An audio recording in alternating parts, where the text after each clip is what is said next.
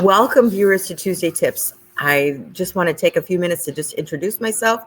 My name is Pam Dunwald. I'm one of your nurses from Your Nurse Advocates Consulting.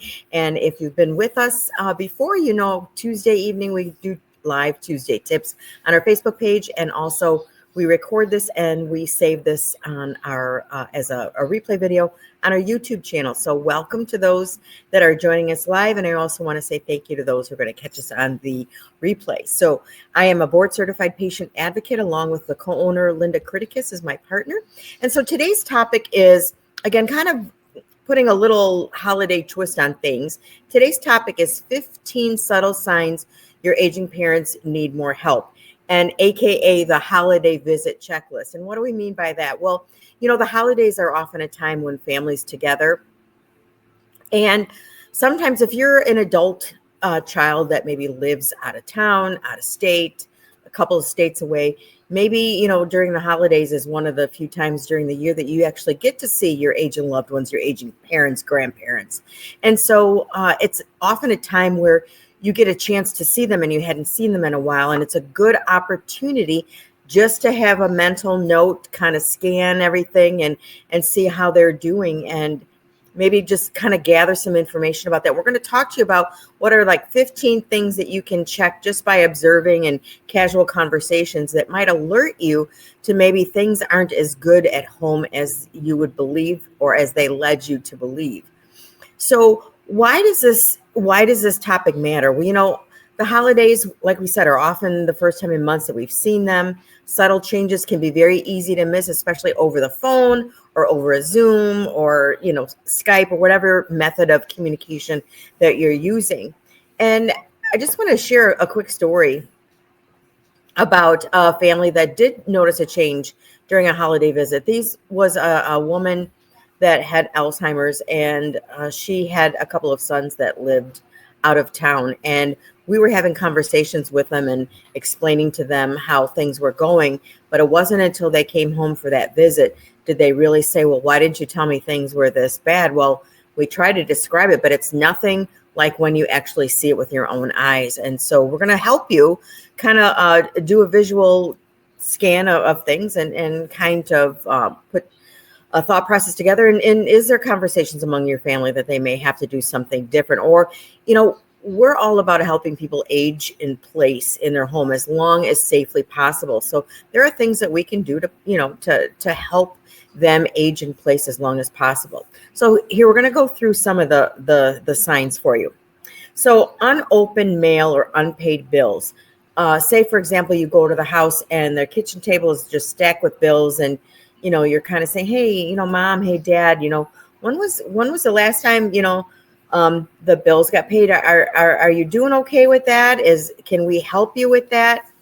And again, it's all in how you say it. Remember, your aging loved ones, your aging parents are super, super sensitive and super defensive when it comes to any kind of conversation that could make them feel less independent than they want to be. They're going to fight tooth and nail to give up that independence. And so you want to say it in a way, you know, just say, you know, I'd be happy to help you. You know, don't say something like, well, gosh, mom, look at all these bills stacking up. It doesn't look like you paid bills. You know, are you in collection? Are you getting calls from, you know, bill collectors? I mean, all that's going to do is make them shut down and not want to talk to you. And it's going to really hurt their feeling of independence. So just, again, casual, non-judgmental conversations. Hey, I noticed there's a lot of bills. Is there something I can help you with? I know things have changed with banking. Everybody wants you to do things online. Is there something that I can do to help you? Can we sit down and maybe go through them? Just offer support and offer help. The truth, it'll come out. It'll come out. Another thing is, you know, look in the refrigerator.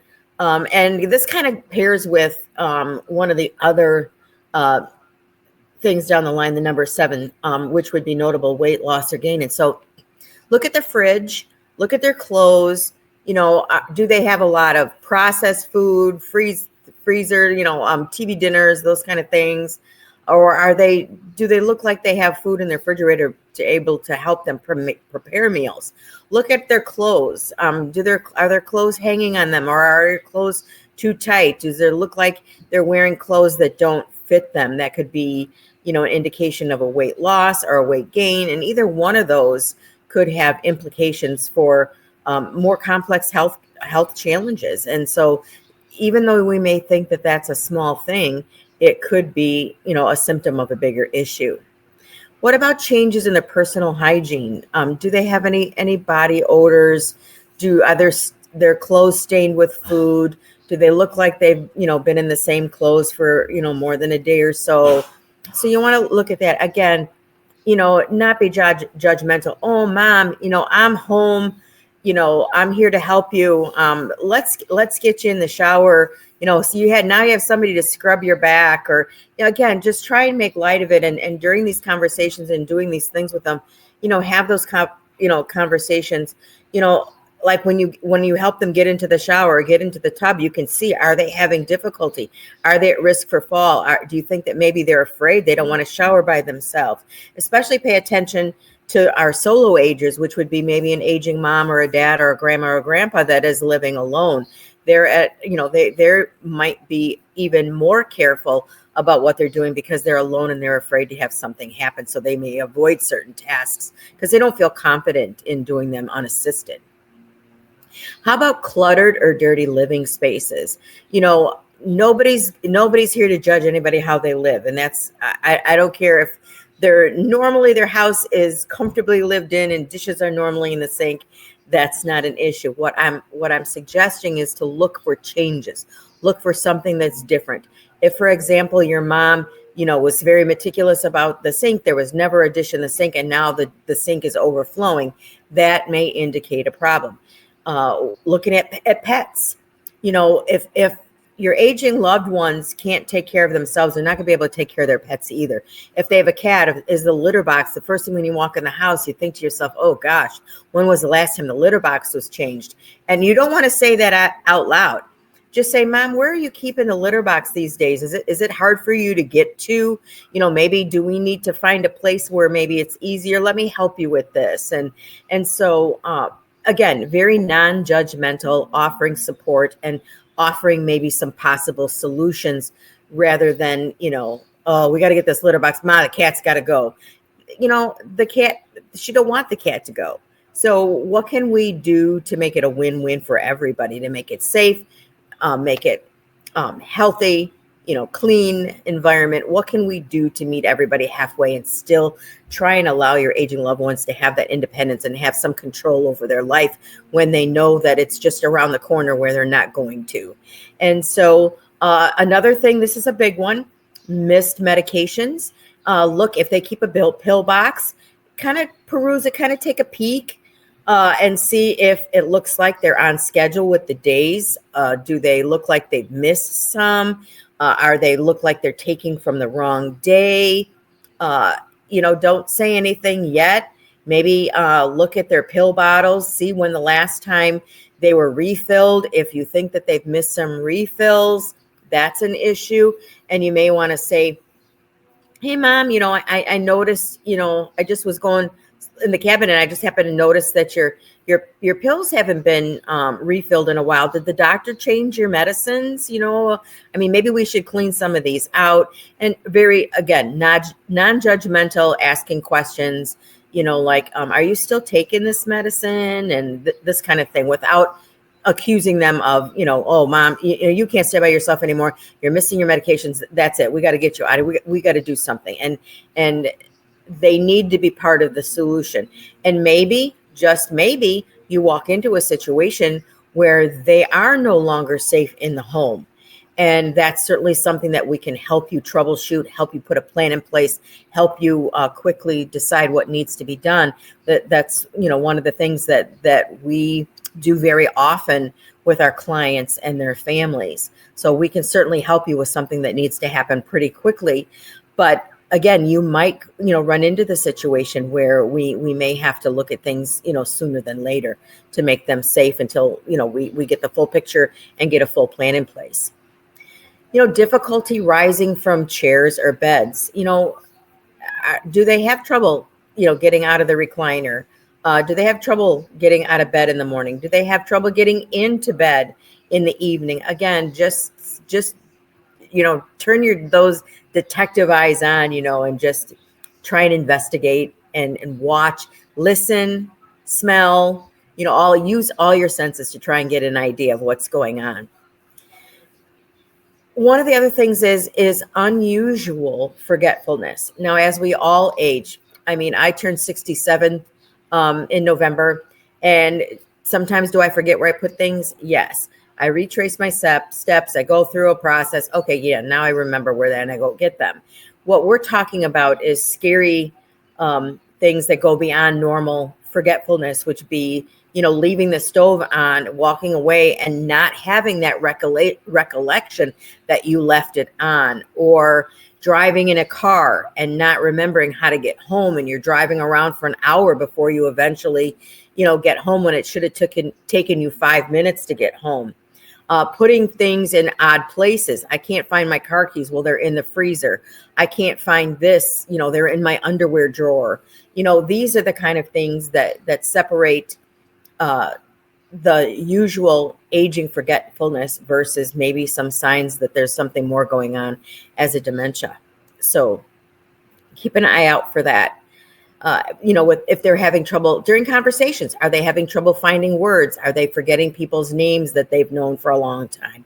These subtle things, again, adding up, they could, indicate some significant health challenges.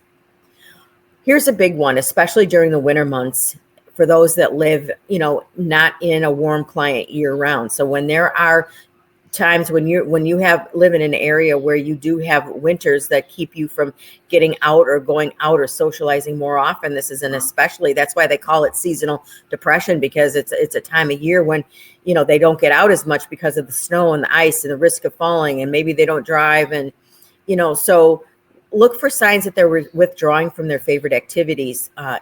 Depression is very rampant amongst our elderly population. A lot of it is due to and can be caused by, isolation. We got to remember, as our aging loved ones get older, their circle of socialization gets smaller.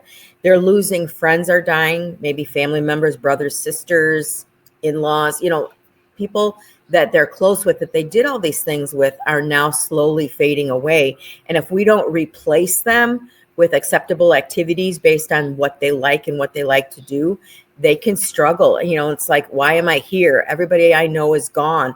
I don't want to be here anymore. I have nothing left. So we want to do everything. We don't want to get to that point. So we want to make sure that they're getting out, they're socializing, things that they could do. Every individual is different. So, them much better than we do. And so we'd have to have a conversation with them to see what are their likes. Are they, could having Bible study at home be an idea? Do they like to go to play cards, a card club? Maybe go to the senior center for a chair yoga session or a walk on the walking track. Do they live in a rural area? Is it going to be more difficult to get them to social activities? What do we need to work with to make sure that they're getting socialization? What about unexplained dents or scratches in the car?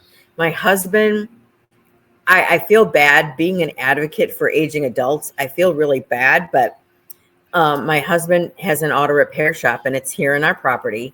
And he had an elderly client that, a customer that was having brake problems. Now, we have a lot of room here. He could have parked anywhere on the property, but what he did is he chose to drive up a little incline in the driveway that drives into the shop. And he hit the building. And then, this gentleman is, I'm sure, in his 80s. And then he got scared. He was upset, tried to back out. As he's backing out, he put it in drive again. And instead of stepping on the brake, he stepped on the gas, and he crashed into the building a second time.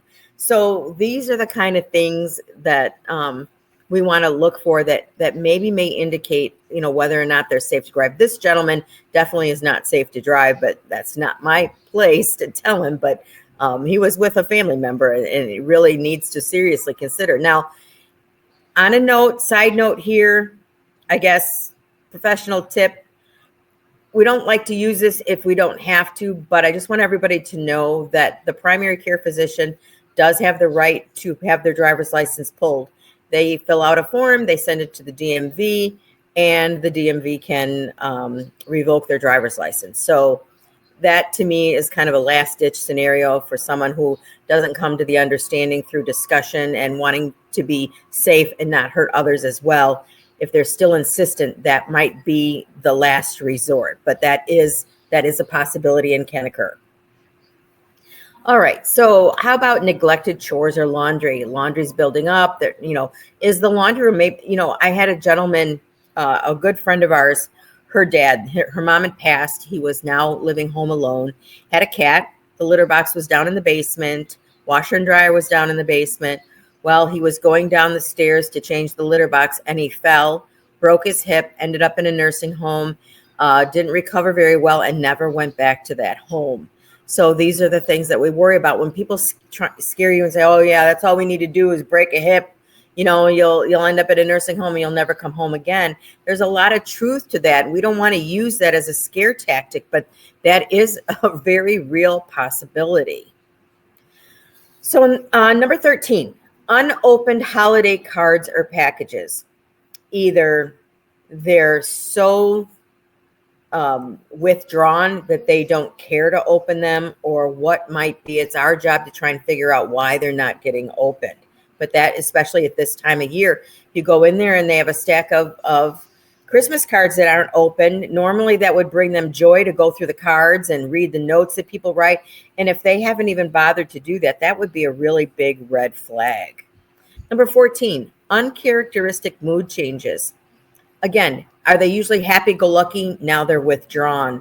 Are they normally happy, but now they're angry and they're lashing out all the time? Or maybe they're normally a quiet person, kind of reserved, and they're just chatty, and they're just more than, they're kind of over the top happy.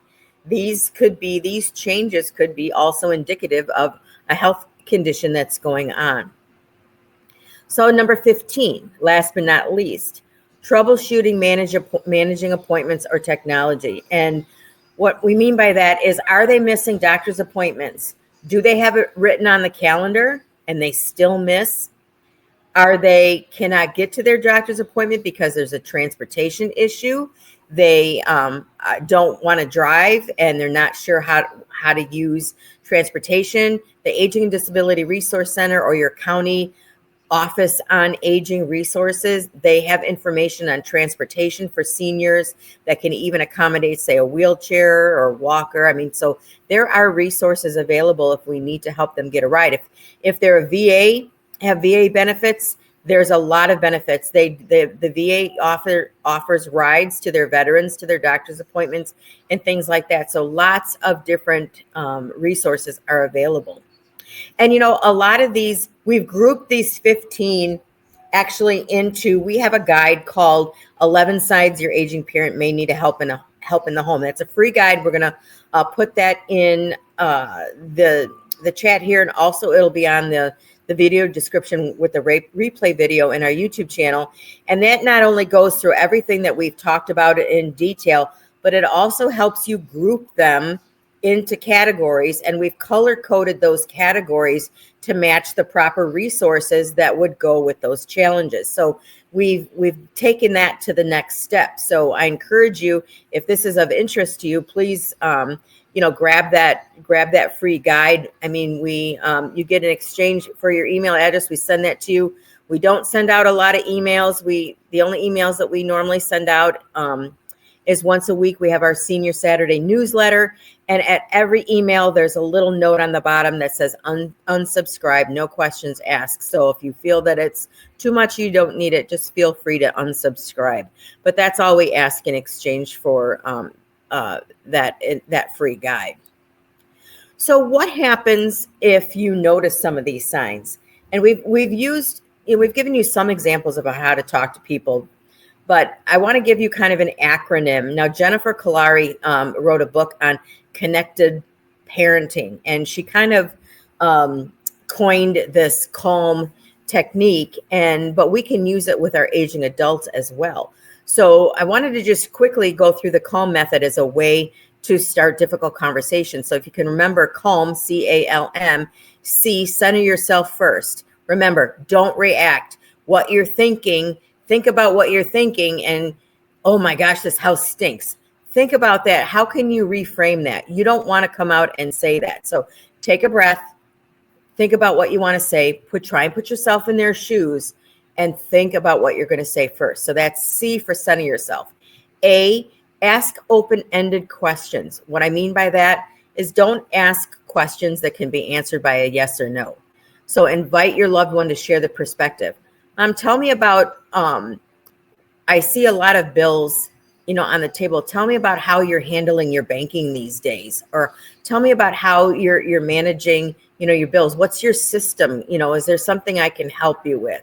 So ask them open-ended questions that makes them give you some kind of a response other than just a yes or a no. L is for listen without judgment. Again, we've talked about this quite a bit during this Tuesday tip. So we want to allow them to express their feelings and concerns.